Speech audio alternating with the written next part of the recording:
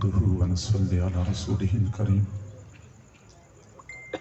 أما بعد فأعوذ بالله من الشيطان الرجيم بسم الله الرحمن الرحيم قل إن كنتم تحبون الله فاتبعوني يحببكم الله وقال تعالى في مقام آخر وما أرسلنا من رسول إلا ليطاع بإذن الله صدق الله العظيم وبلغنا رسوله النبي الكريم ونحن على ذلك لمن الشاهدين والشاكرين والحمد لله رب العالمين اللهم صل على سيدنا محمد وعلى آل سيدنا محمد وبارك وسلم. اللہ تعالیٰ نے انسانیت کی ہدایت اور رہنمائی کے لیے انبیاء کرام کا سلسلہ جاری فرمایا اور سب سے آخر میں اپنے محبوب صلی اللہ علیہ وسلم کو مبعوث فرما کر نبوت کا سلسلہ مکمل کر لیا. اللہ تعالیٰ نے ہر نبی کو کسی نہ کسی خاص وصف میں کمال عطا فرمایا تھا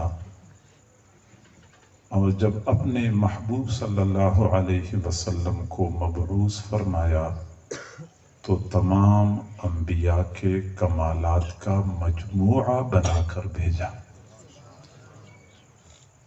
حسن یوسف دم عیسیٰ ید بیضاداری، حسن یوسف دم عیسیٰ ید بیضاداری، آنچ خوباں ہمہ دارندہ تو تنہا داری.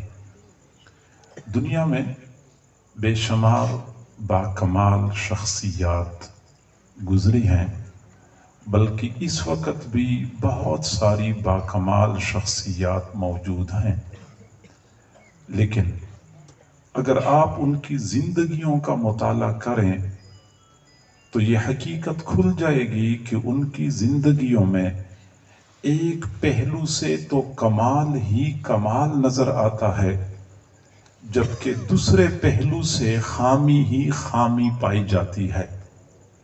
چنانچہ ہم دیکھتے ہیں کہ علمی دنیا میں بہت سارے ایسے حضرات ہیں جب وہ مسند درس پہ بیٹھے ہوتے ہیں تو اپنی قابلیت کے جھنڈے گاڑ دیتے ہیں، لیکن میدان خطابت میں کوئی خاص کامیابی حاصل نہیں کر سکتے. کتنے ایسے مصنفین اور لکھاری موجود ہیں کہ ان کی تحریر کو پڑھ کے لوگ انگشت بدندان رہ جاتے ہیں، لیکن کتابوں پہ کتابیں لکھنے والے اگر 10 بندوں کے سامنے ان کو بٹھا دیا جائے کہ اپنے ما فی الضمیر کا اظہار اپنی گفتگو سے کر لیں تو وہ اس پر قادر نہیں ہوتے. کتنے ایسے فوجی جرنیل گزرے ہیں جب انہوں نے دشمنوں کے ملک کا رخ کر لیا تو شہروں کے شہر فتح کر لیے، لیکن جب وہی جرنیل ایوان اقتدار میں آئے تو ناکام حکمران ثابت ہو گئے. کتنے ایسے قابل اور ذہین جج دنیا میں آئے جب وہ ایوان عدل میں بیٹھے تھے تو چھوٹی چھوٹی باتوں کو بنیاد بنا کے مقدمے کی تہ تک پہنچ جایا کرتے تھے، لیکن ان کی اپنی گھریلو زندگی ناکامیوں سے بھری ہوتی تھی.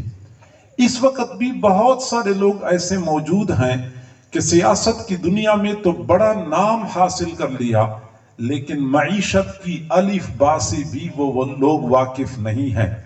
کتنے ایسے حضرات موجود ہیں کہ ان کا بڑھاپا تو بڑا معصوم نظر آتا ہے، لیکن جوانی بڑی افسوسناک ہوتی ہے. کئی سارے حضرات ایسے موجود ہیں کہ وہ اپنے والدین کے لیے اچھا بیٹا تو ثابت ہو جاتے ہیں، لیکن اپنی بیوی کے لیے اچھا خاوند ثابت نہیں ہو پاتے. کئی ایسے ہوتے ہیں جو اپنے بیٹوں کے لیے اچھا باپ تو ثابت ہو جاتے ہیں، لیکن اپنے بھائیوں کے لیے اچھا بھائی ثابت نہیں ہو سکتے. یعنی آپ ان کی زندگیوں کو دیکھیں، ان کی زندگی میں ایک پہلو سے کمال نظر آتا ہے تو دوسرے پہلو سے خامی نظر آتی ہے. کسی کی سیرت تو اچھی ہے لیکن صورت اچھی نہیں ہے. کسی کی صورت اچھی ہے تو سیرت افسوسناک ہے. اگر ہم دنیا میں دیکھتے ہیں تو واحد شخصیت میرے محبوب صلی اللہ علیہ وسلم کی ہے. آپ ان کی زندگی کے کسی بھی گوشے پر خوردبین فٹ کر دیں، آپ کو کمال ہی کمال نظر آئے گا. عیب اور خامی نام کے لیے میرے محبوب کی زندگی میں موجود نہیں ہے. سبحان اللہ. اور یہی وجہ ہے کہ جب آپ نے نبوت کا اعلان فرمایا، مشرکین مکہ نے کہا کہ آپ کی نبوت کی دلیل کیا ہے. میرے محبوب صلی اللہ علیہ وسلم اگر چاہتے تو وہ چاند کو اشارہ کر دیتے، چاند دو ٹکڑے ہو جاتا کہ یہ میری نبوت کی دلیل ہے. آپ نے اس وقت چاند کو اشارہ نہیں فرمایا تھا، وہ معجزہ بعد میں ظاہر ہوا تھا. آپ کسی پتھر کو اشارہ کرتے، پتھر کلمہ پڑھ لیتا. آپ صلی اللہ علیہ وسلم نے یہ معجزہ نہیں دکھایا، وہ معجزہ بعد میں ظاہر ہوا تھا. آپ کسی درخت کو اشارہ کرتے، درخت جھک کر سلام کر لیتا، وہ معجزہ بھی بعد میں ظاہر ہوا تھا. شروع میں جب مشرکین مکہ نے آپ سے پوچھا کہ آپ کی نبوت کی دلیل کیا ہے، تو میرے محبوب صلی اللہ علیہ وسلم نے نبوت کی دلیل کے طور پہ اپنی ذات کو پیش کیا تھا کہ میری نبوت کی سب سے بڑی دلیل میری اپنی ذات ہے. فَقَدْ لَبِسْتُ فِيكُمْ عُمُرًا مِّن قَبْلِهِ أَفَلَا تَعْقِلُونَ. میں نے تمہارے درمیان اپنی زندگی گزاری ہے، تم پھر بھی نہیں سمجھتے.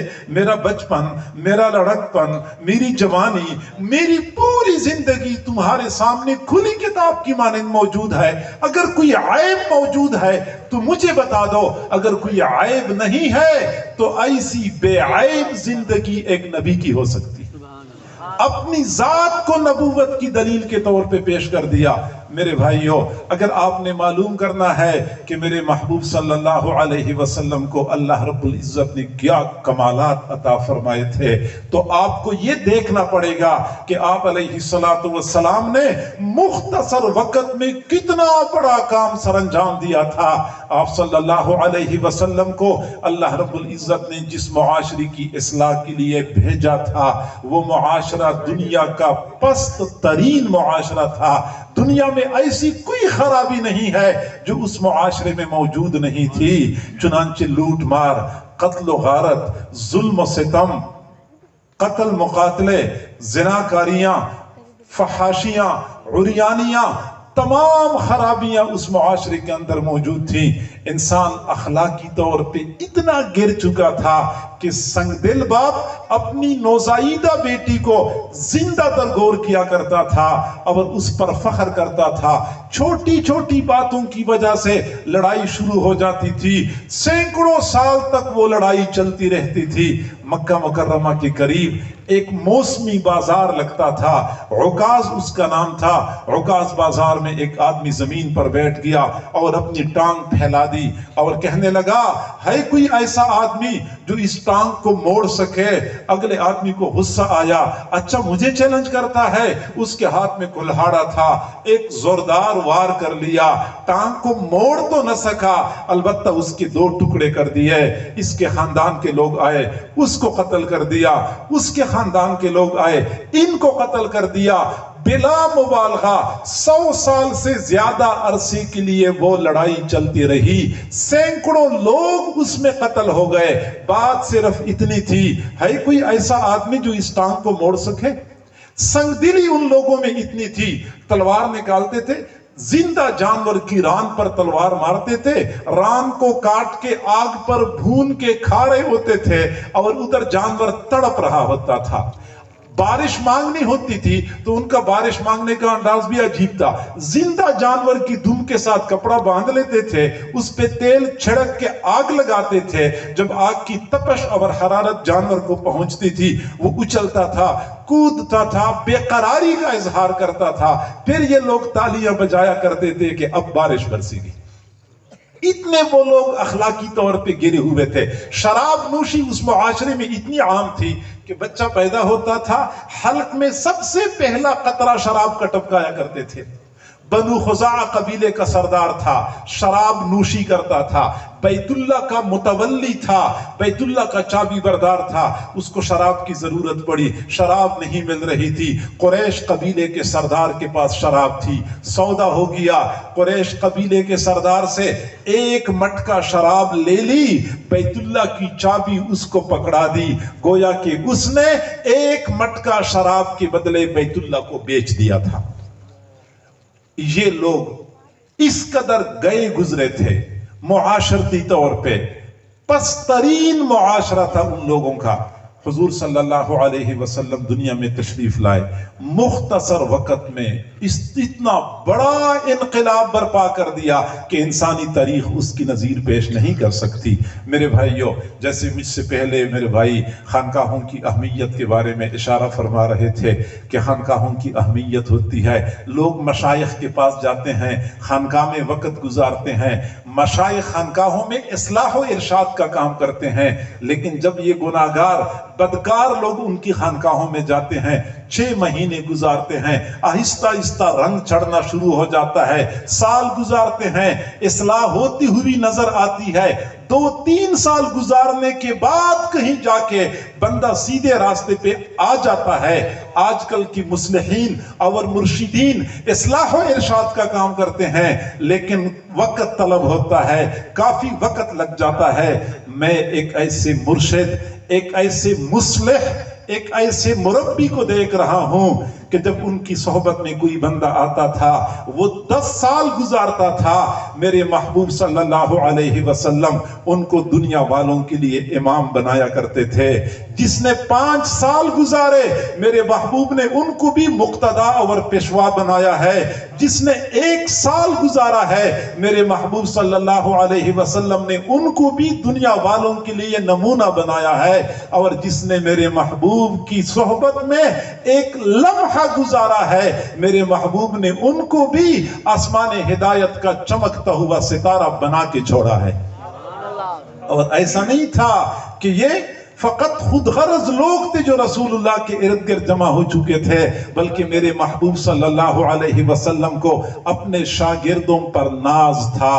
फरमाया करते थे, अस्हाबी कन नुजूम फबिअय्यिहिम मुक्तदैतुम इह्तदैतुम। मेरे सहाबा सितारों की मानंद हैं, तुम इनमें से जिसकी इक्तिदा करोगे हिदायत पा जाओगे।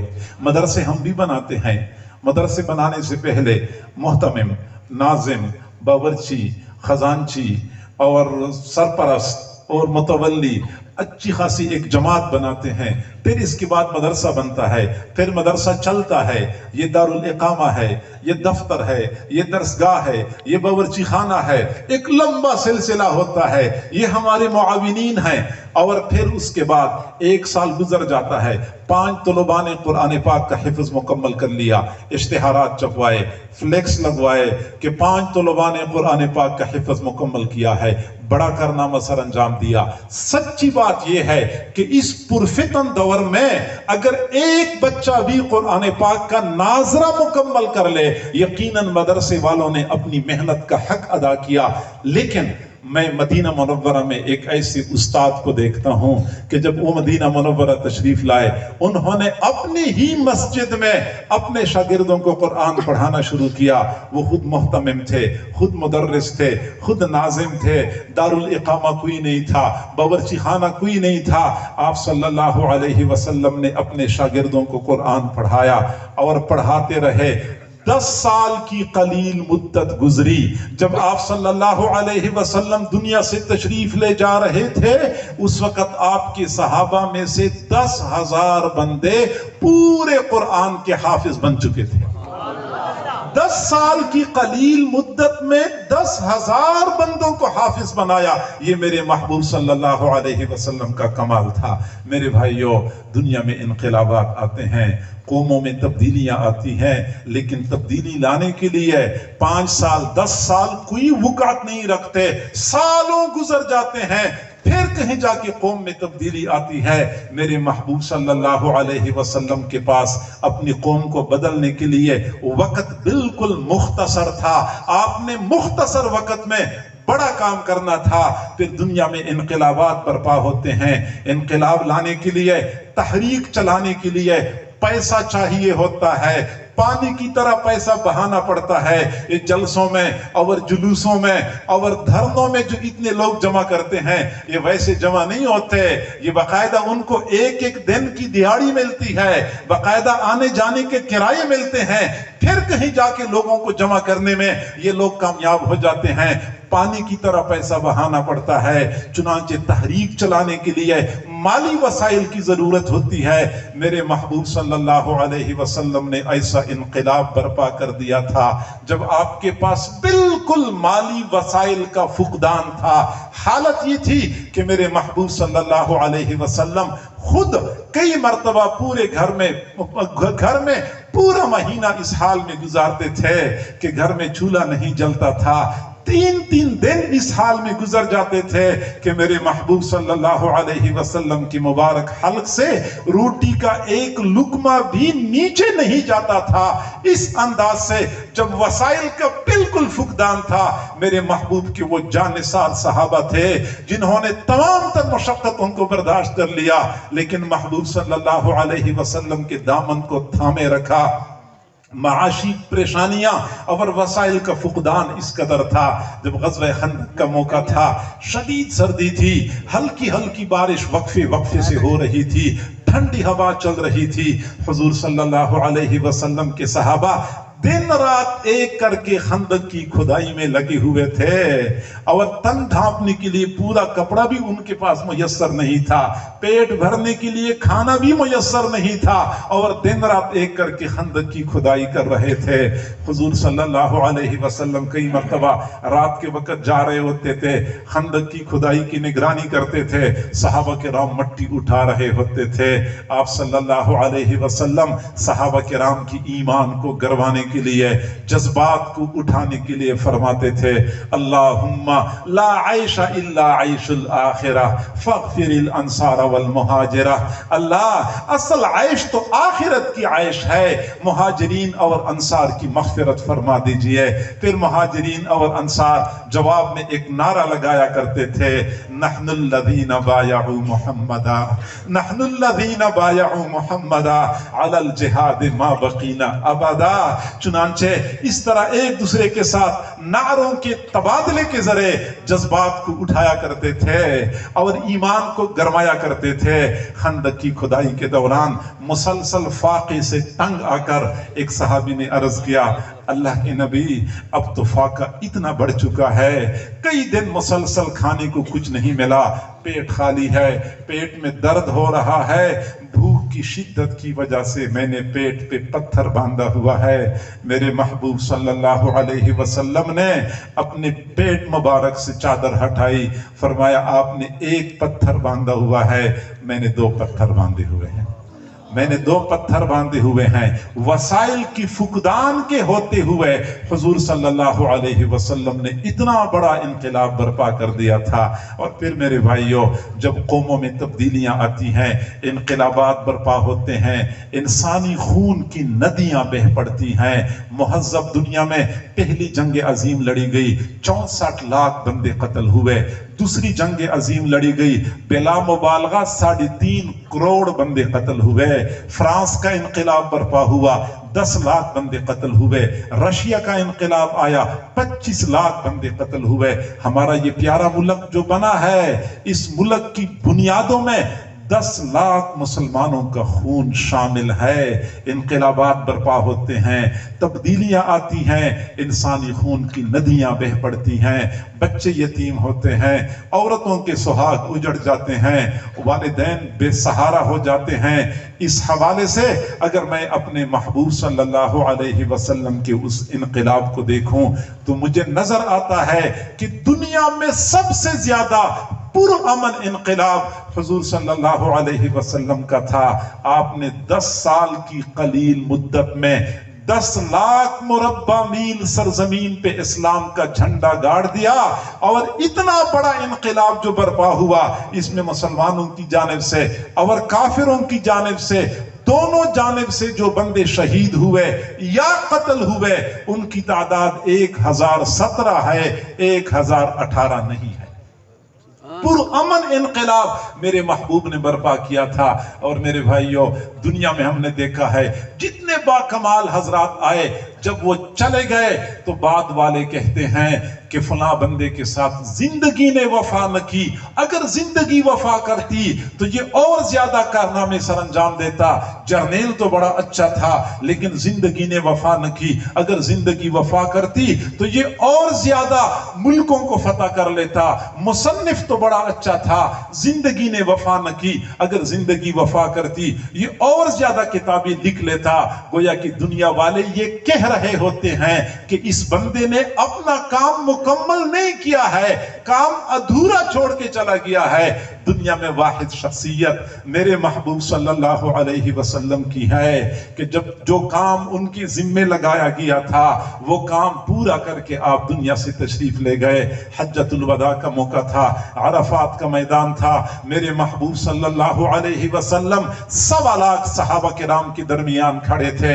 آپ نے 1.25 لاکھ صحابہ کرام کو مخاطب کر کے فرمایا تھا، الا هل بلغتو، الا هل بلغتو، سنو جو کام میرے ذمہ لگایا گیا تھا، جس دین کی تبلیغ میری ذمہ لگائی گئی تھی، آپ لوگ بتائیں میں نے تبلیغ کا حق ادا کیا ہے یا نہیں کیا ہے؟ 1.25 لاکھ صحابہ کرام نے بیک زبان ہو کے جواب دیا، نشہد انک بلغت الرسالۃ وادیت الامانۃ ونصحت الامۃ، ہم اس بات کی گواہی دیتے ہیں کہ آپ نے رسالت کی تبلیغ کا حق ادا کیا ہے، جو امانت آپ کی سپرد کی گئی تھی آپ نے امانت کی ادائیگی کا حق ادا کیا ہے اور آپ نے امت کی خیرخواہی کا حق ادا کیا ہے۔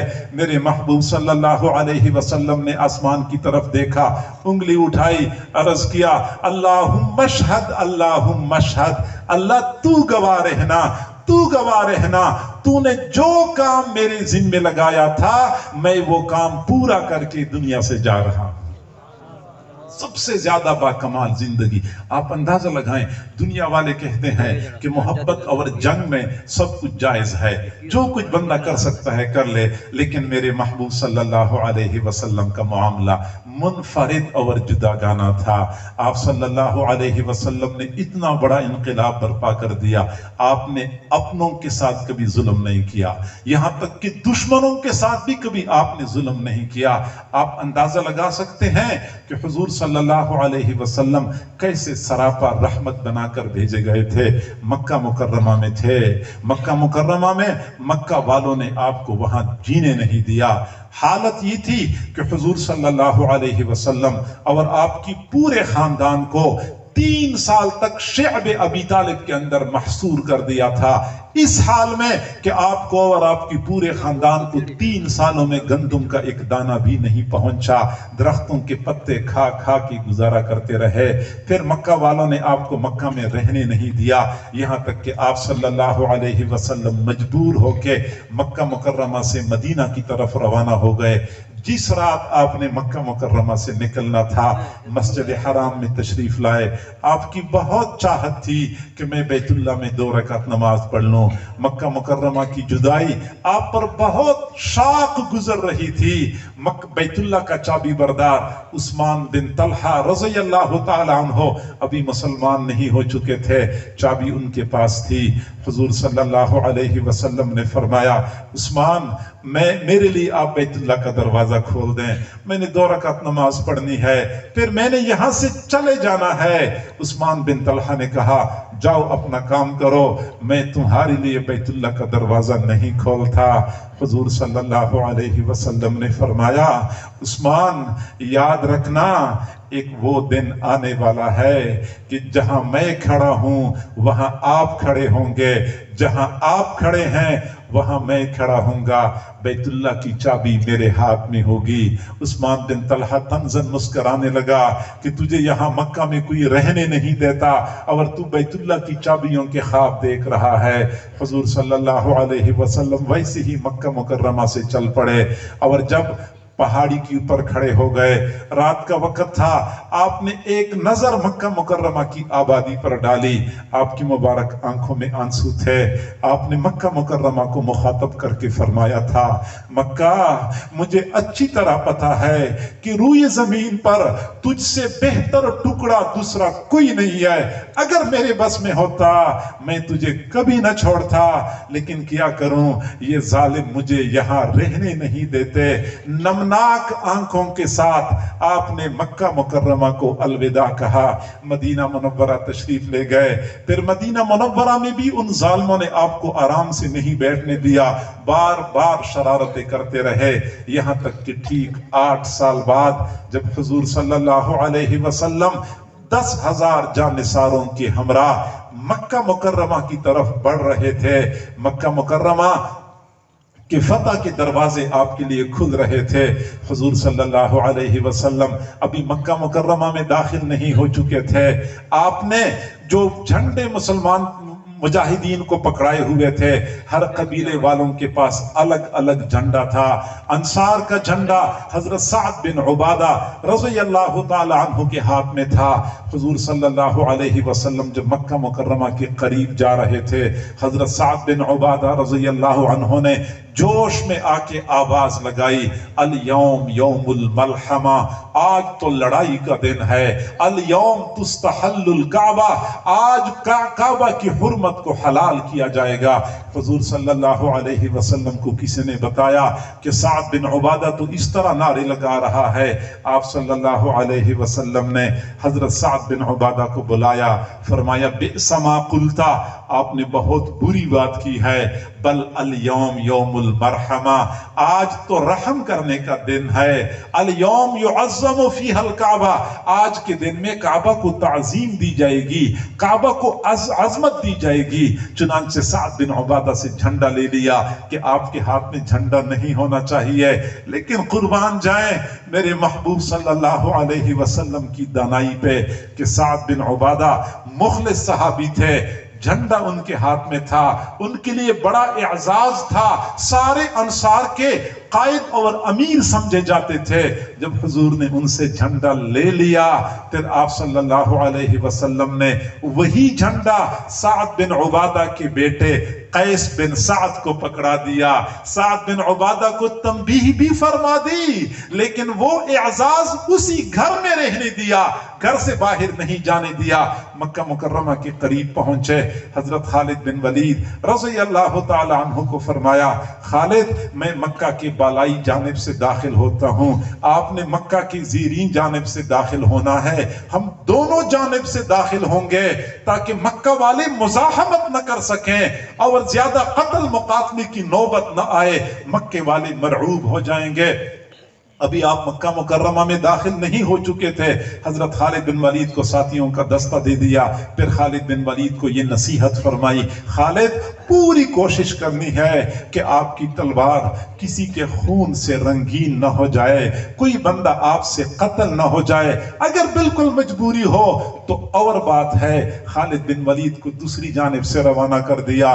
مکہ مکرمہ میں داخل ہونے سے پہلے آپ نے پہلے سے اعلان فرمایا تھا، جو بندہ حضرت ابو سفیان رضی اللہ عنہ کے گھر میں پناہ لے گا وہ مأمون ہوگا، جو بندہ مسجد حرام میں پناہ لے گا وہ مأمون ہوگا، جو بندہ اپنے گھر میں دروازہ بند کر کے پناہ لے گا وہ بھی مأمون ہوگا۔ عام امن اور معافی کا اعلان کر دیا۔ مقصد یہ تھا کہ مکے والوں مزاحمت نہ کرو، مزاحمت نہ کرنے میں تمہارا فائدہ ہے۔ پھر جب آپ صلی اللہ علیہ وسلم مکہ کی بالائی جانب سے اونٹ پہ سوار ہو کے مکہ میں داخل ہو رہے تھے، کوئی مزاحمت کے آثار نظر نہیں آ رہے تھے، لوگ مقابلہ کرنے کے لیے باہر نہیں نکل رہے تھے۔ آپ اونٹ پر سوار تھے، سر مبارک جھکا ہوا تھا، آپ کی زبان پہ سورۃ الفتح کی آیات کی تلاوت جاری تھی، اِنَّا فَتَحْنَا لَكَ فَتْحًا مُبِينًا۔ کبھی تاریخ کا مطالعہ کریں، جب فوجی جرنیل کسی شہر میں فاتح کے طور پہ داخل ہوتے ہیں تو ان کی گردنیں اکڑی ہوئی ہوتی ہیں، سینے باہر کو نکلے ہوتے ہیں، ہٹو بچوں کے نعرے لگ رہے ہوتے ہیں، شان و شوکت اور دبدبہ دیدنی ہوتا ہے، پہلے سے اعلان کیا جاتا ہے، جو سامنے آئے اس کو تہ تیغ کر دو، کوئی سامنے آئے اس کو قتل کر دو۔ اعلانات یوں کیے جاتے ہیں۔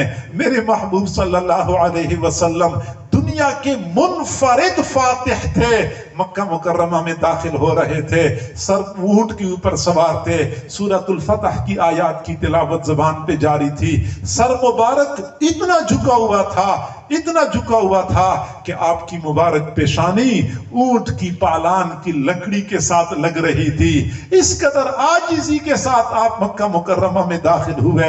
آپ نے امن و امان کا جائزہ لیا، آپ مطمئن ہو گئے، پھر مسجد حرام میں پہنچ گئے۔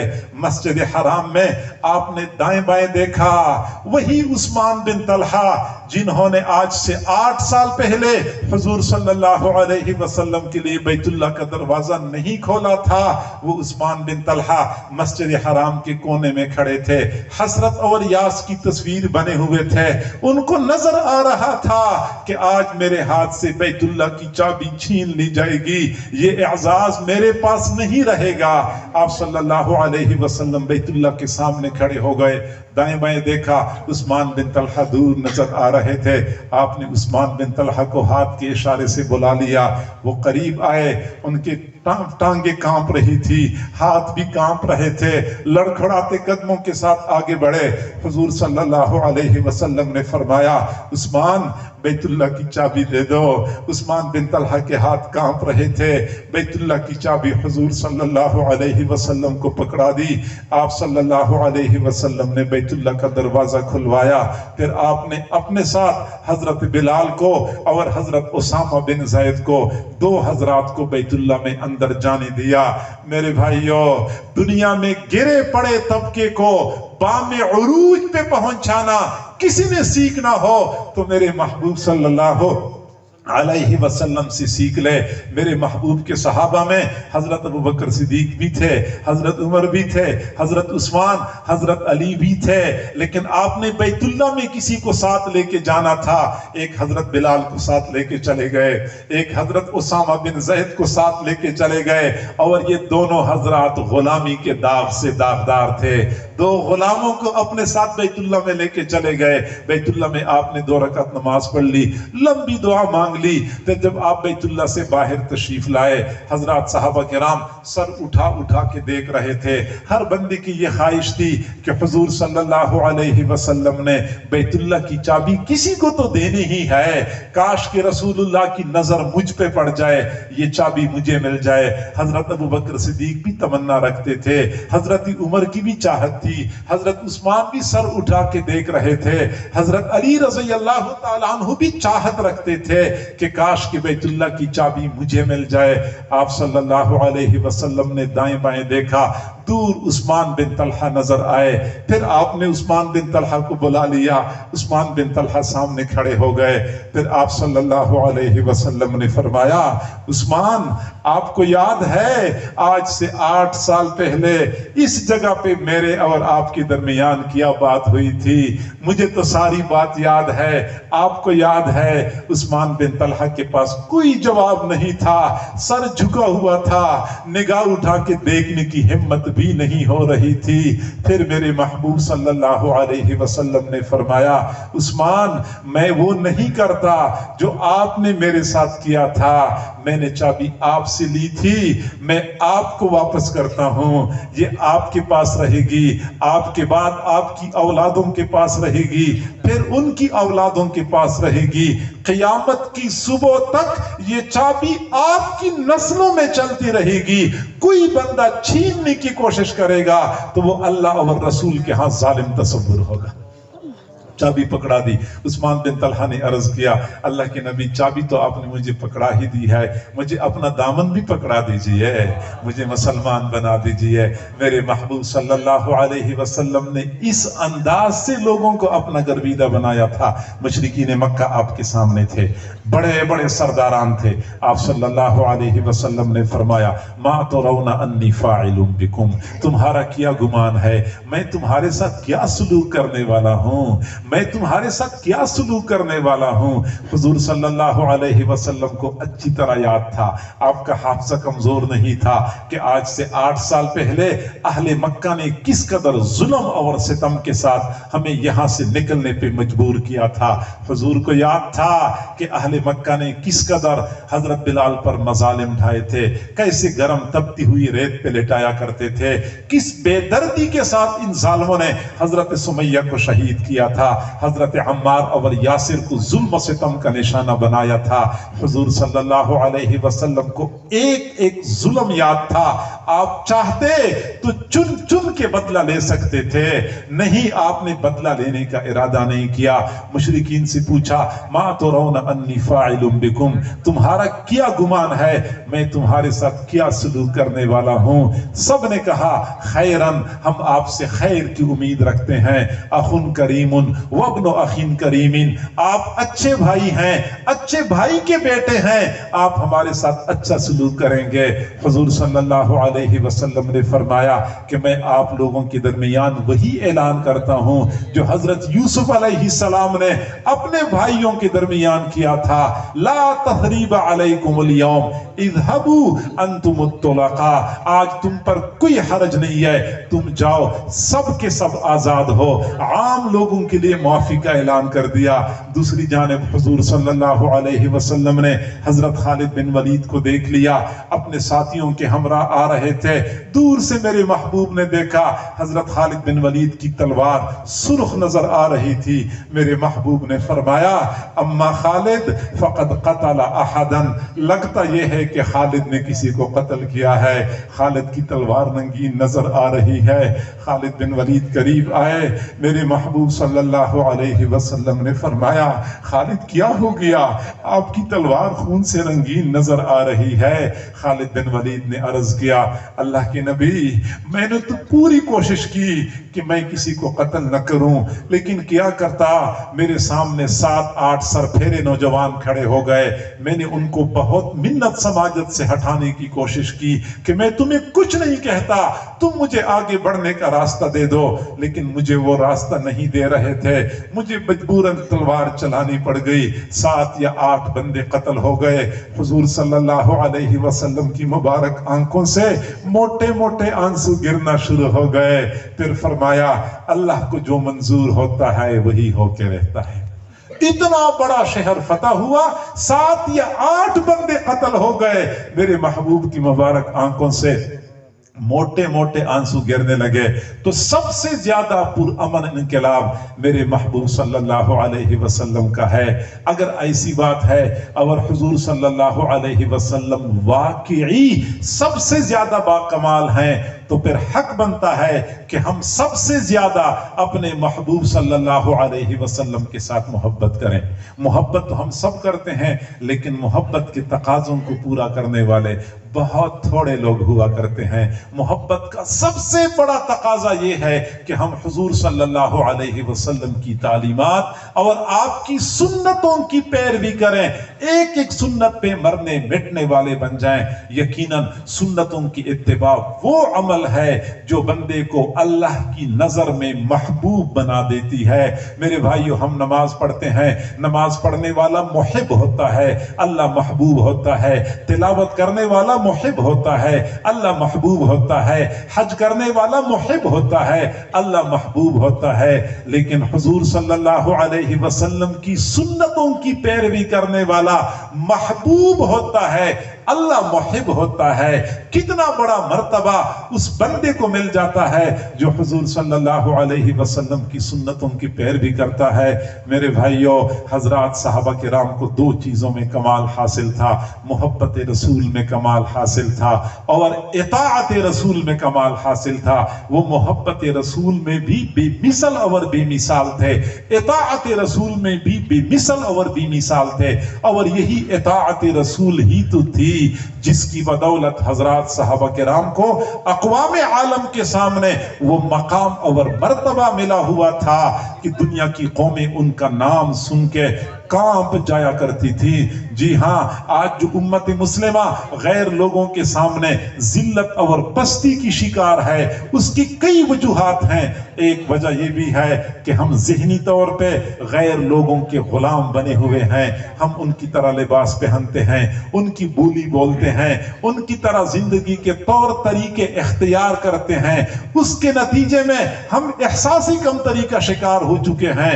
ہم ان لوگوں کی آنکھوں میں آنکھیں ڈال کے بات نہیں کر سکتے، جبکہ حضرات صحابہ کرام کا یہ کمال تھا کہ سنت کی اتباع کی وجہ سے وہ اقوام عالم کے سامنے بالکل کھڑے ہوتے تھے اور کسی سے مرعوب نہیں ہوا کرتے تھے۔ حضرت عمر رضی اللہ تعالی عنہ کے زمانے میں جب مسلمانوں کی فوج ایران کے سرحدات پہ پہنچ گئی، حضرت سعد بن ابی وقاص رضی اللہ تعالی عنہ مسلمانوں کے لشکر کے سپہ سالار تھے۔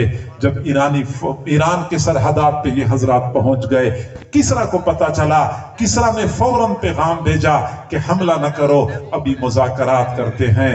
جی ہاں، کفر کا یہ مزاج ہے کہ جب مسلمان پڑا رہے تو کفر اوپر سے مارتا رہتا ہے، اور جب مسلمان کھڑا ہو جاتا ہے تو کفر کہتا ہے مذاکرات کرتے ہیں۔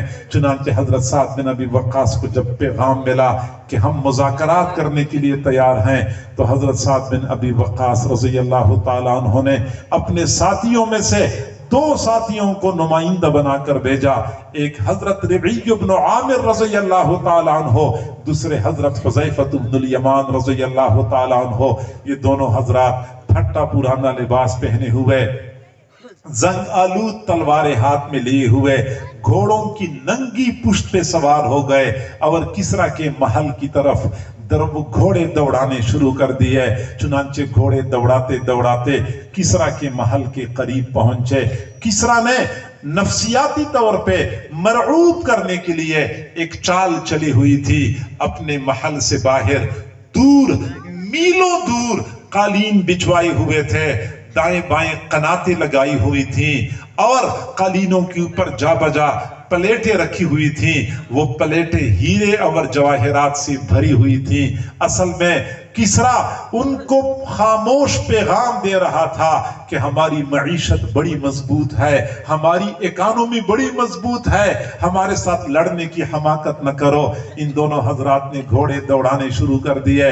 جب قالینوں کے پاس پہنچے، قالینوں کے اوپر گھوڑے چلاتے رہے، انداز تھوڑا سا بدل دیا، نیزے ہاتھ میں لیے اور جا بجا قالینوں کے اوپر ٹوکتے گئے۔ جہاں پہ پلیٹ نظر آتی تھی، نیزے کی نوک کے ساتھ پلیٹ کو مارتے تھے، ہیرے جواہرات ایسے بکھر جاتے تھے۔ یہ ان کی جانب سے خاموش پیغام تھا کہ تمہاری اکانومی کی ہمارے ہاں کوئی وقت نہیں ہے، تمہاری معیشت کی ہمارے ہاں کوئی حیثیت نہیں ہے۔ اسی انداز میں گھوڑے چلاتے چلاتے کسرا کے محل کے دروازے پہ پہنچے۔ دربان نے روک لیا، کہاں جانے کا ارادہ ہے؟ فرمایا کسرا سے مذاکرات کرنے کے لیے آئے ہیں۔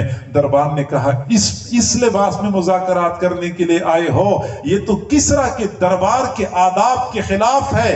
میں تمہارے لیے شاہی لباس لے کے آتا ہوں، وہ پہن کے کسرا سے مذاکرات کے لیے اندر چلے جاؤ۔ ان حضرات نے فرمایا ہم نے جو لباس پہنا ہوا ہے یہ ہمارے محبوب صلی اللہ علیہ وسلم کی سنت کے مطابق ہے۔ کسرا نے اگر ہمارے ساتھ مذاکرات کرنے ہیں تو اسی لباس میں مذاکرات کر لے، اگر نہیں کرنے تو ہم آئے تو نہیں ہیں، ہمیں تو بلایا گیا ہے۔ ہم مذاکرات ہونے پر بھی خوش ہیں، مذاکرات نہ ہونے پر بھی خوش ہیں۔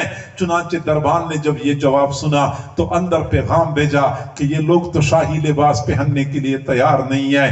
اندر سے جواب آیا کہ ان کو آنے دو، جیسے یہ آتے ہیں آ جائیں، کسی طریقے سے مذاکرات ہو جائیں۔ جب دونوں حضرات اندر جانے لگے، ان کی تلواروں کے اوپر کپڑا لپٹا ہوا تھا، تلوار نیام میں نہیں تھی، ان کے پاس نیامی تھی بھی نہیں، کپڑا لپٹا ہوا تھا، اور وہ کپڑا بھی ٹکڑے ٹکڑے تھا، جا بجا سرک گیا تھا۔ حضرت ربعی بن عامر رضی اللہ تعالی عنہ نے سوچا کہ میں یہ کپڑا ہٹا لوں اور دوبارہ اچھی طرح لپیٹ لوں، جب انہوں نے کپڑا ہٹا لیا وہ تلوار دور سے نظر آئی کہ یہ تو بالکل زنگ آلود تلوار ہے۔ دربان نے کہا کہ میں آپ کی تلوار دیکھ سکتا ہوں؟ فرمایا ہاں آپ دیکھ سکتے ہیں۔ جب دربان نے زنگ آلود تلوار کی کند دھار پر اپنا انگوٹھا پھیر لیا تو تنظر مسکرانے لگا اور کہنے لگا واہ جی واہ، تم ان تلواروں سے ایران کو فتح کرنے آئے ہو، تمہیں پتہ ہی نہیں ہے کہ ایرانی فوج کس قدر جدید اسلحے سے لیس ہے۔ حضرت ربعی بن عامر رضی اللہ تعالیٰ عنہ نے جواب دیا، جواب یاد رکھنے کے قابل ہے۔ فرمایا کہ تو نے زنگ آلود تلوار کی کند دھار کو تو دیکھ لیا ہے، تلوار چلانے والے بازو کی طاقت کو نہیں دیکھا ہے۔ اگر تیرے پاس کوئی موٹی تہ والی ڈھال ہے وہ ڈھال میرے سامنے کر دو، میں بتاتا ہوں کہ تلوار کیا اثر کرتی ہے، کیا کام کرتی ہے۔ اس نے موٹی تہ والی لوہے کی ڈھال آگے کر دی۔ حضرت ربعی بن عامر نے اللہ اکبر کہہ کے ایک وار کر دیا، ڈھال کے دو ٹکڑے کر دیے۔ وہ دربان بڑا مرعوب ہو گیا، پتہ نہیں یہ کیسے لوگ ہیں، اندر بھیج دیا۔ کسریٰ کے دربار میں جوتے پہن کے داخل ہونا جرم سمجھا جاتا تھا اور لوگوں کو سزائیں ملتی تھی کہ جوتیوں سمیت کیوں داخل ہو چکا ہے، جبکہ یہ دونوں حضرات کسریٰ کے دربار میں گھوڑوں پہ سوار ہو کے اندر داخل ہو گئے۔ قالینوں کے اوپر گھوڑے چلاتے چلاتے برآمدے کے پاس پہنچ گئے، گھوڑوں سے چھلانگیں لگائیں، نیزے کی نوک کے ساتھ قالین کے کنارے میں سوراخ کر دیا، اس کے ساتھ گھوڑے باندھ لیے اور بڑے باوقار طریقے سے برآمدے میں داخل ہو گئے۔ کمرے میں ان کے لیے دسترخوان بچھایا گیا تھا، کھانا کھانا شروع کر دیا۔ جب کھانا کھانے لگے، کھانے کے دوران حضرت حذیفہ رضی اللہ تعالیٰ عنہ کے ہاتھ سے لقمہ گر گیا۔ سنت طریقہ یہ ہے گرا ہوا لقمہ اٹھا لیا جائے، صاف کر کے کھا لیا جائے۔ چنانچہ حضرت حذیفہ رضی اللہ تعالیٰ عنہ نے لقمہ اٹھانے کے لیے ہاتھ بڑھایا، ساتھ والے بندے نے کوہنی سے اشارہ کر دیا، کیا کرتے ہو؟ گرا ہوا لقمہ اٹھاتے ہو؟ یہ تو کسریٰ کے دربار کے خلاف، آداب کے خلاف ہے، کھانا تھوڑا تو نہیں ہے۔ حضرت حذیفہ رضی اللہ تعالیٰ عنہ نے ایسے گھور کے دیکھا اور فرمایا اترک سنت حبیبی لہؤلاء الحمقاء، میں ان بے وقوفوں کی خاطر اپنے محبوب کی سنت چھوڑ سکتا ہوں؟ نہیں چھوڑ سکتا۔ لقمہ اٹھا لیا، صاف کر کے تناول فرمایا۔ وزیر مشیر دیکھ رہے تھے، یا اللہ یہ کیسی قوم ہے، نہ ان پر پیسے کی چمک دمک کا اثر ہوتا ہے، نہ ماحول سے یہ لوگ مرعوب ہوتے ہیں، کیسی مخلوق ہے۔ بہرحال ان دونوں حضرات کو کسریٰ کے کمرے میں پہنچا دیا گیا کہ کسریٰ سے مذاکرات کرو۔ کسریٰ کرسی پر بیٹھا ہوا، ان دونوں حضرات کے لیے کرسی کوئی نہیں تھی، ان کو کھڑا کر دیا گیا۔ ان حضرات نے فرمایا یہ ہمارے نبی کی تعلیمات کے خلاف ہے، ہم کسریٰ کے کمرے میں بھی اپنے نبی کی تعلیمات پہ عمل کریں گے۔ ایک آدمی بیٹھا ہوا، باقی لوگ غلاموں کی طرح ہاتھ باندھ کے کھڑے ہوں، یہ ہماری نبی کی تعلیمات کے خلاف ہے۔ یا تو کسریٰ بھی کھڑا ہو جائے، ہمارے ساتھ برابری کی سطح پہ مذاکرات کرے، یا ہمارے لیے کرسیاں لائی جائیں، ہم برابری کی سطح پہ مذاکرات کریں گے۔ ہم اس طرح مذاکرات نہیں کر رہے۔ کسریٰ کے سامنے جب اس قدر جرأت اور بے باکی کا مظاہرہ کر دیا، کسریٰ تو پہلے سے غصے سے بھرا ہوا تھا، اچانک پھٹ پڑا اور کہنے لگا نکل جاؤ یہاں سے، میں تمہارے ساتھ مذاکرات نہیں کرتا۔ ان دونوں حضرات کو کسریٰ کے کمرے سے نکال دیا گیا۔ پھر کسریٰ نے اگلا آرڈر جاری کر دیا کہ ان کے سروں پر مٹی کے ٹوکرے رکھ کے دربار سے نکال دو۔ اس زمانے میں کسی کو ذلیل کر کے نکالنا ہوتا تھا تو سر پہ مٹی کا ٹوکرا رکھ دیا جاتا تھا۔ یہ مٹی کا ٹوکرا یہ ذلت کی نشانی ہوتی تھی۔ ان کے سروں پر مٹی کے ٹوکرے رکھ دو اور دربار سے نکال دو۔ ان دونوں حضرات کے سروں پر مٹی کے ٹوکرے رکھ دیے گئے، گھوڑوں پہ سوار ہو گئے اور روانہ ہو گئے۔ دربار کے محل کے دروازے پہ پہنچے، ابھی گھوڑے چل رہے تھے۔ حضرت ربعی بن عامر رضی اللہ تعالیٰ عنہ نے تھوڑی دیر کے لیے گھوڑا روک لیا اور پیچھے مڑ کے دیکھا، کسریٰ کھڑا تھا، دیکھ رہا تھا۔ حضرت ربعی بن عامر نے فرمایا کسریٰ یاد رکھنا، کسریٰ یاد رکھنا، آج سے ایران ہمارا ہو گیا ہے، تو نے ایران کی مٹی خود ہمارے حوالے کر دی ہے۔ किसरा बड़ा तवहम परस बंदा था, पीछे बंदे दौड़ाए कि मट्टी पकड़ के ले आओ, लेकिन ये लोग तो जद से निकल चुके थे, अपने दोस्तों के पास पहुंचे, दूर से आवाजें लगा रहे थे, मुबारक हो, ईरान फतह हो गया है, उन्होंने ईरान की मट्टी खुद हमारे हवाले कर दी है। और फिर वाकई मुसलमानों की फौजें जब आगे बढ़ी, फिर किसरा की अफवाज उनका रास्ता नहीं रोक सकी। क्या वजह थी? किसरा के दरबार में आज तो हम कहते हैं यूनिवर्सिटी के माहौल में सुन्नत पे अमल नहीं हो सकता, और कनाडा में और बरतानिया में सुन्नत पे अमल नहीं हो सकता। हजरत साहबा किराम ने कभी किसी माहौल की परवाह नहीं की, हर माहौल में हर मकाम पे रसूलुल्लाह सल्लल्लाहु अलैहि वसल्लम की सुन्नतों के चिराग को जलाए रखा है। हमें भी चाहिए कि हम भी सुन्नतों को अपनाने वाले बन जाएं। जिंदगी के हर मोड़ पे, हर कदम पे रसूलुल्लाह सल्लल्लाहु अलैहि वसल्लम की तालीमात को अपनाएं। यही असल इश्क रसूल है, यही असल मोहब्बत रसूल है। जब भी इश्क रसूल का तज़किरा होता है और मेरे अकाबिर का तज़किरा ना हो तो यकीनन ये मौजू नामुकम्मल होता है। जब भी इश्क रसूल का तज़किरा होता है तो मुझे नानोता के वो मुहक्किक बहुत याद आते हैं। मक्का मुकर्रमा से मदीना मुनव्वरा की तरफ जा रहे थे, ऊंट पे सवार थे, सफर करते करते जब दूर से मदीना मुनव्वरा की आबादी नजर आई, फौरन ऊंट से नीचे उतरे, जूते उतार दिए, नंगे पैर चलना शुरू कर दिया। साथियों ने कहा, हजरत अभी तो काफी फासला बाकी है, रास्ते में नोकेले पत्थर हैं, कांटेदार झाड़ियां हैं, आपके पांव नरम नाजुक हैं, ये जख्मी हो जाएंगे, कम से कम जूते तो आप पहन लें। हजरत नानोतवी रहमतुल्लाह अलैह ने फरमाया कि ये नोकेले पत्थर मुझे भी नजर आ रहे हैं, कांटेदार झाड़ियां मेरे सामने भी हैं, लेकिन मेरी मोहब्बत मुझे इस बात की इजाजत नहीं देती कि मैं उस सरजमीन को जूतियों तले रोंद डालूं जिस सरजमीन पे मेरे महबूब के कदम लग चुके हैं। चुनांचे नंगे पैर चलते रहे, पांव खूनम खून हो चुके थे। मक्का मुकर्रमा में मदीना मुनव्वरा में इस हाल में पहुंच गए। जब भी इश्क रसूल का तज़किरा होता है मुझे वो मुहद्दिस मदनी बहुत याद आते हैं। दारुल उलूम देवबंद में अपने असातिज़ा से हजरत शेखुल हिंद रहमतुल्लाह अलैह से इल्म हासिल किया। बहुत चाहत थी कभी मदीना मुनव्वरा जाने की सआदत नसीब हो जाए। अल्लाह ताला ने रास्ते खोल दिए। हुजूर सल्लल्लाहु अलैहि वसल्लम ने मदीना मुनव्वरा बुला लिया, मदीना मुनव्वरा तशरीफ ले गए। मुसलसल 18 साल तक मदीनतुर रसूल में मिंबर रसूल पे बैठ के अहादीस रसूल का दर्स देते रहे। मेरे भाइयों, मेरा अपना एक तखय्युल है, मेरा अपना एक अंदाजा है कि दुनिया में हम देखते हैं कि उस्ताद अपने शागिर्दों से कहते हैं बेटा मुझे सबक सुनाना होगा। शागिर्द आते हैं, बारी बारी उस्ताद को अपना सबक सुनाते हैं। मुझे यूं लगता है जैसा कि हुजूर सल्लल्लाहु अलैहि वसल्लम ने हजरत मौलाना हुसैन अहमद मदनी रहमतुल्लाह अलैह को हिंदुस्तान से अपने पास बुलाया था। मेरे पास आके मुझे सुना दो, आपने दारुल उलूम में अपने असातिज़ा से क्या पढ़ा है, मुझे सुना दो। मेरा ये अकीदा है, वहां कोई बंदा बोलता है, पढ़ता है, मेरे महबूब सुन लेते हैं। हजरत मदनी रहमतुल्लाह अलैह मुसलसल 18 साल तक अपने उस्तादों से पढ़ा हुआ सबक वहां हुजूर सल्लल्लाहु अलैहि वसल्लम को सुनाते रहे। हम हदीस पढ़ते हैं, अन अबी हुरैरा रज़ियल्लाहु ताला अन्हु क़ाला क़ाला रसूलुल्लाह सल्लल्लाहु अलैहि वसल्लम।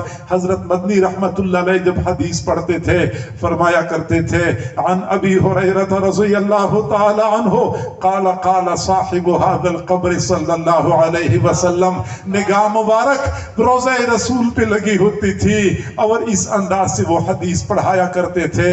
वापस दारुल उलूम देवबंद तशरीफ लाए। दारुल उलूम देवबंद के बिल्कुल सहन में कीकर का दरख्त लगवाया। शागिर्दों ने कहा उस्ताद जी मदरसे के सहन में सायादार दरख्त लगवाए जाते हैं, फलदार दरख्त लगवाए जाते हैं, कीकर के दरख्त से तो कांटों के सिवा कुछ भी नहीं मिलता, आप कीकर का दरख्त क्यों लगवा रहे हैं?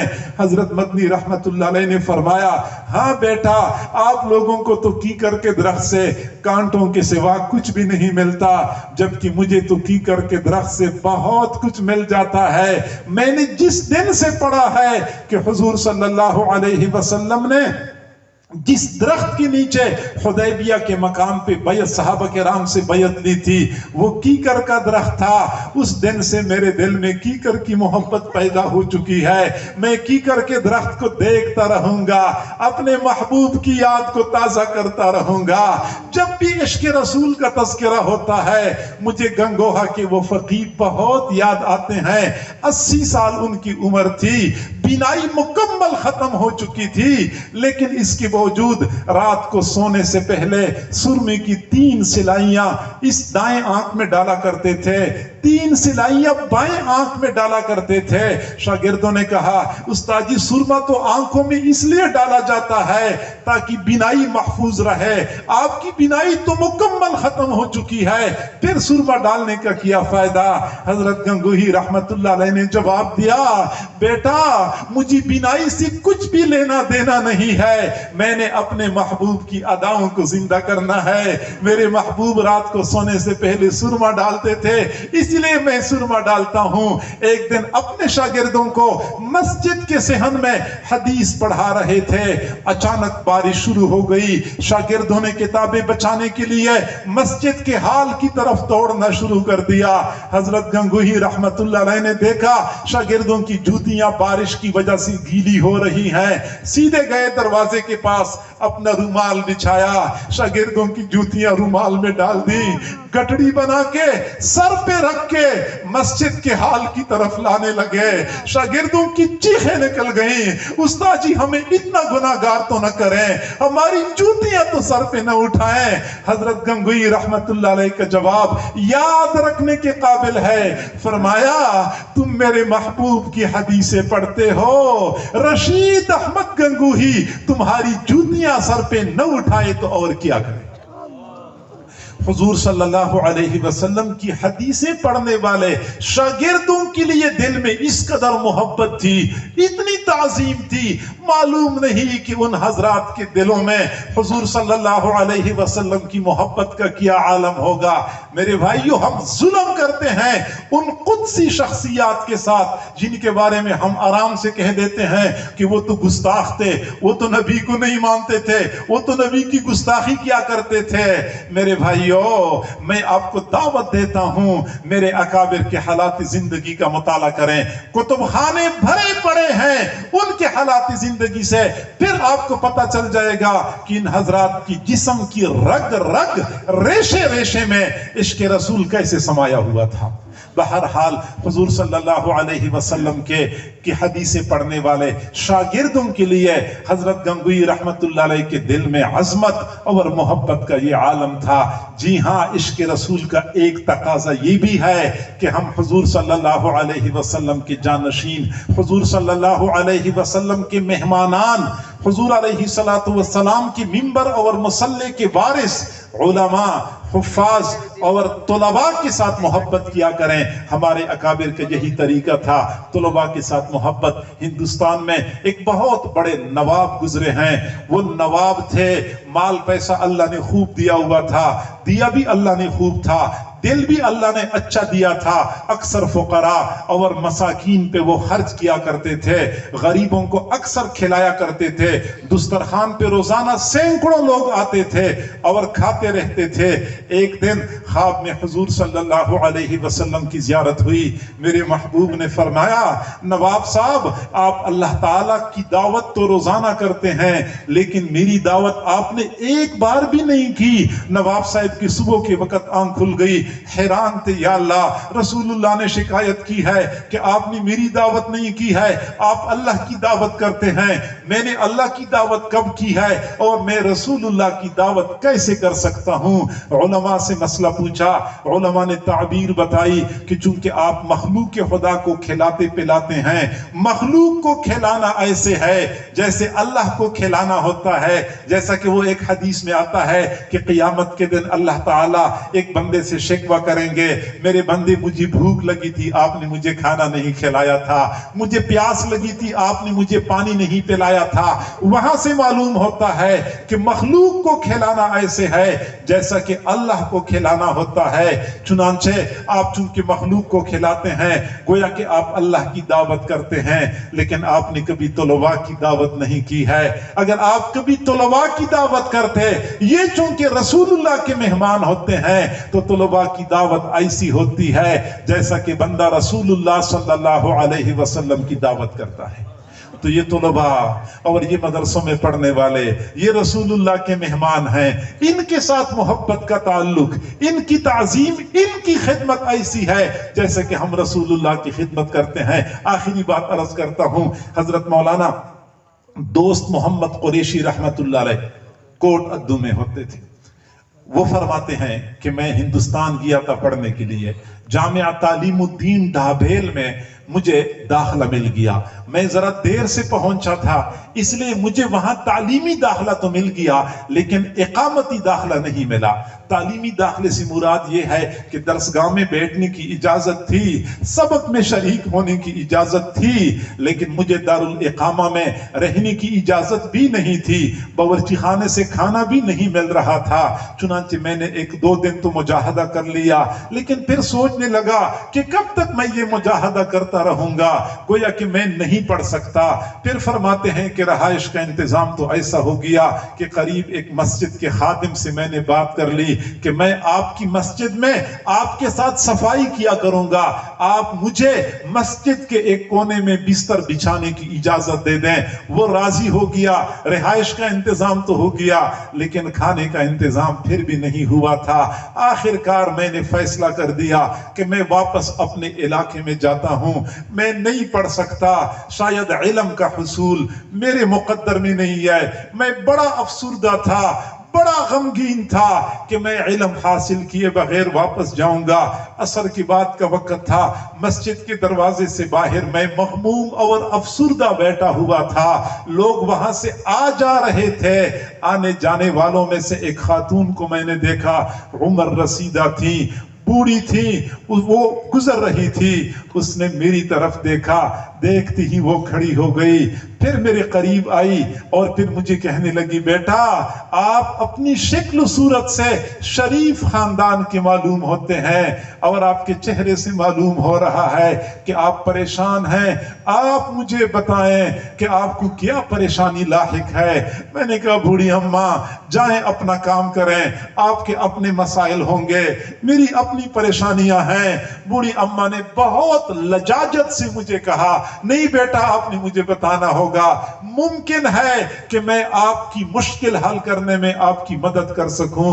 فرماتے ہیں میں نے آخرکار بوڑھی اماں کو بتا دیا کہ پڑھنے کے لیے آیا ہوں، کھانے کا انتظام نہیں ہو رہا، اب تو میں نے ارادہ کر لیا کہ واپس چلا جاؤں۔ مجھے اس بات پہ افسوس ہو رہا ہے کہ علم حاصل کیے بغیر واپس جا رہا ہوں۔ فرماتے ہیں بوڑھی اماں نے بہت منت سماجت کرتے ہوئے مجھے کہا کہ نہیں بیٹا آپ نے واپس نہیں جانا، آپ نے یہاں پہ پڑھنا ہے۔ میں بیوہ عورت ہوں، میری اولاد بھی نہیں ہے، قریب ایک مکان میں میں صبح کے وقت گھر والوں کی خدمت کرتا ہوں، صفائی کرتا ہوں، وہاں گھر سے مجھے 2 چھوٹی چھوٹی چپاتیاں مل جاتی ہیں، ایک چپاتی میں کھاؤں گی، ایک چپاتی آپ کو دیا کروں گی، شام کے وقت مجھے پھر کام کے بدلے 2 چپاتیاں مل جاتی ہیں، ایک میں کھاؤں گی، ایک آپ کو پیش کیا کروں گی، آپ اس سے گزارا کر لیا کریں۔ وہ فرماتے ہیں کہ اس خاتون نے ایسی پیشکش کر لی کہ میں مان گیا۔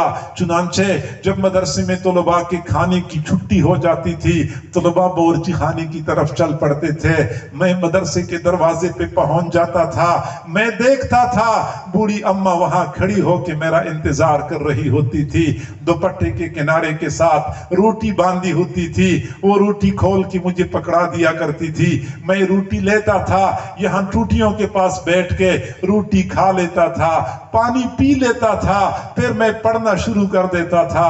پھر فرماتے ہیں کہ پورا سال اس طرح گزر گیا۔ اس بوڑھی اماں نے ایسی ڈیوٹی سر انجام دی کہ ایک دن بھی ایسا نہیں ہوا کہ میں نے دروازے پہ کھڑے ہو کہ ان کا انتظار کیا ہو، بلکہ ہمیشہ وہ میرا انتظار کرتی تھی۔ پورا سال اس طرح گزر گیا، اگلے سال مجھے مکمل داخلہ مل گیا، باورچی خانے سے کھانا ملنا شروع ہو گیا، دارالاقامہ میں مجھے رہائش بھی مل گئی، میں نے اپنی تعلیم مکمل کر لی، پھر میں اپنے علاقے میں آ گیا، میں نے دین کا کام شروع کر دیا۔ کافی سال گزرنے کے بعد میں حج کے لیے گیا ہوا تھا۔ حج میں مکہ مکرمہ میں قیام کے دنوں میں نے ایک عجیب خواب دیکھا۔ میں ایک جگہ بیٹھا ہوا تھا، دور مجھے ایک تخت نظر آیا، چمکتا دمکتا تخت تھا۔ میں نے سوچا کہ یہ تخت کس کا ہے؟ میں قریب گیا، میں نے دیکھا تخت کے اوپر مخملی قالین بچے ہوئے تھے، ہیرے جواہرات جڑے ہوئے تھے، عالی شان تخت۔ جب میں اور قریب گیا تو میں نے دیکھا وہی بوڑھی اماں تخت پر بیٹھی ہوئی تھی، زیورات پہنے ہوئے، زرق برق لباس پہنے ہوئے۔ جب میں نے دور سے کھڑے ہو کے بوڑھی اماں کو سلام کیا، بوڑھی اماں نے مجھے سلام کا جواب دیا۔ میں نے کہا اماں آپ کو یہ مقام اور مرتبہ کیسے مل گیا؟ بوڑھی اماں نے مجھے مسکراتے ہوئے جواب دیا، بیٹا آپ کو جو ایک روٹی میں پیش کیا کرتی تھی اسی کی وجہ سے اللہ نے مجھے یہ مقام عطا فرمایا ہے۔ میں فوت ہو گئی، فرشتوں نے اللہ کے سامنے پیش کر دیا، اللہ اس بڑھیا کا حساب لینا ہے۔ اللہ نے فرمایا یہ وہی بڑھیا نہیں ہے جس نے میرے ایک مہمان کا اکرام کیا تھا، کھانا کھلایا کرتی تھی۔ فرشتوں نے کہا بالکل وہی بڑھیا ہے۔ تو اللہ رب العزت نے فرمایا اس نے میرے مہمان کا اکرام کیا تھا، آج اس کا حساب لیتے ہوئے مجھے شرم آتی ہے، اس کو بغیر حساب کتاب کے اعلیٰ مرتبے پہ فائز کر دو۔ طلباء کی خدمت، یہ طلباء یہ مہمانان رسول ہیں، یہ علماء یہ وارثان رسول ہوئے۔